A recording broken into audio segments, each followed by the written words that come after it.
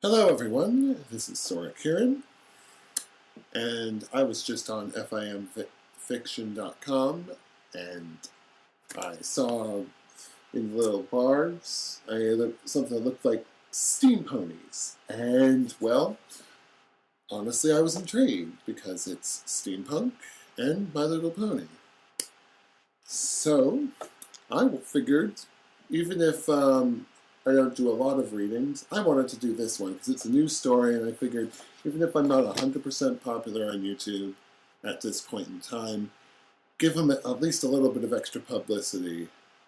So, without further ado, Steam-ponies by Bloodpool, Chapter 1. The sun goes down, the silent growth of another sea, which the stormy ocean of the wind cannot stir. The sea of darkness. It begins to gather in the bottom of hollow places, deep valleys, and pits on hillsides, or well springs where it gathers, and whence it seems to overflow, till it buries the earth beneath its mass.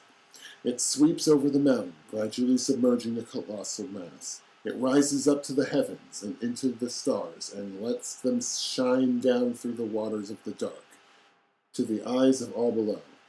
High on the mountainside, in the exact center of an immense ruin, a small pool of light remains, emanating from a large bonfire, and illuminating the excavation site before it.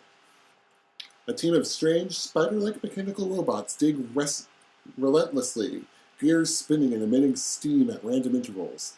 As they delve deeper into the ground, two ponies stand at the edge of the pit. One a unicorn, the other an earth pony. Both wear cloaks, with the hoods pulled up, hiding their faces in shadow. They watch silently as the automatons scrape away at the dirt. Suddenly, the discordant clang of metal striking metal is heard. Upon striking the object, the robot freezes. "They found it! I told you my calculations were correct, Dr. Blade. It's right where I said it would be." The earth pony shouts excitedly. The unicorn whips round to face his companion. "Silence! If we are discovered, the plan will fail before it can even begin," he hisses angrily. His companion cringes at his master's words. The unicorn glares furiously at his lackey for a few seconds, and then turns back to the pit. "Bring it up," he orders. The strange machines obey his command without hesitation, grabbing the artifact and dragging it out of the pit. The device seems to glow slightly, and gears, cogs, and wheels can be seen spinning madly within its protective casing. "Interesting. Very interesting," Blade muses. Even after all this time buried in the ground, it continues to function normally. He quickly locks the device onto the back of one of the automatons.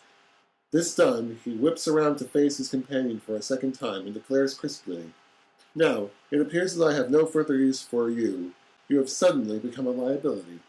He raises a hoof, revealing a large pistol-like device attached to the inside of his foreleg, and points it squarely at his minion. The earth pony takes a step backward in surprise. The pistol cracks once, and the earth pony falls, face first, into the ground, blood pouring from a gaping wound in his chest. His eyes wide open, and his face frozen in a mask of horror. Blade turns and leaves the earth pony lying in a rapidly widening pool of his own blood. The robots follow him as he climbs into a waiting airship. The engine roars into life.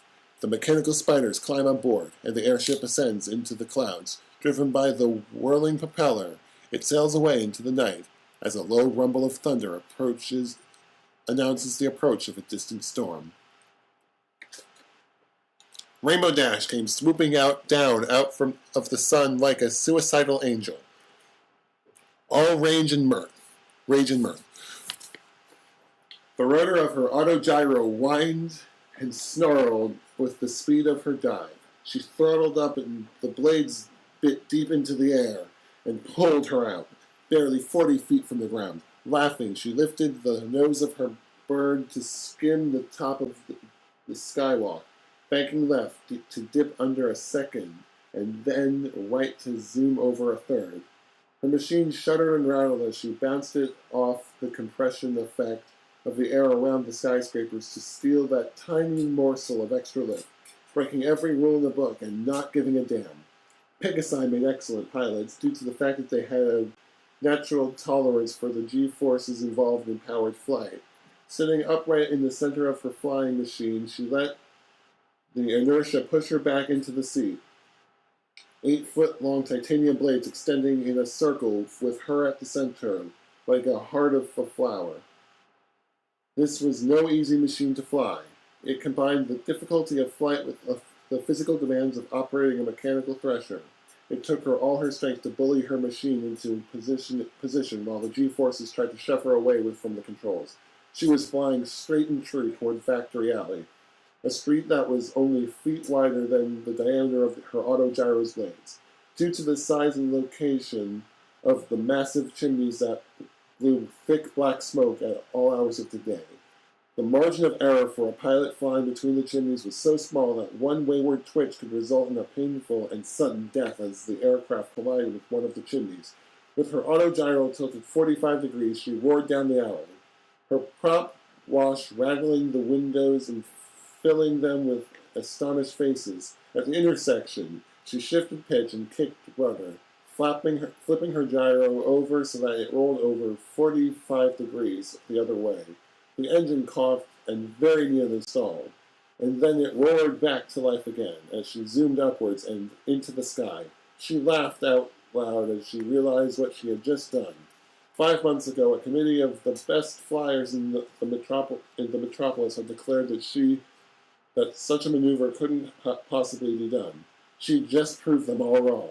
Dash grinned with triumphant satisfaction. She started suddenly as her radio squawked and crackled into life as she was pinged by tower control. Rainbow Dash, your flight authorization has been cancelled. Return to HQ. Reflexively, she jerked the throttle back, leveling it out.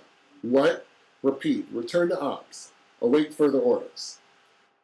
Aw, hell, I hear you, Control. Dash out. She sighed inwardly as she whipped the machine around and headed back the way she came, although at much higher altitude and a slower pace than she had originally planned. And that was Steam-ponies, Chapter 1 by Bloodpool. Thank you for listening, guys. Rate, comment, subscribe, please. I could really use the help. Sorry, Karen out.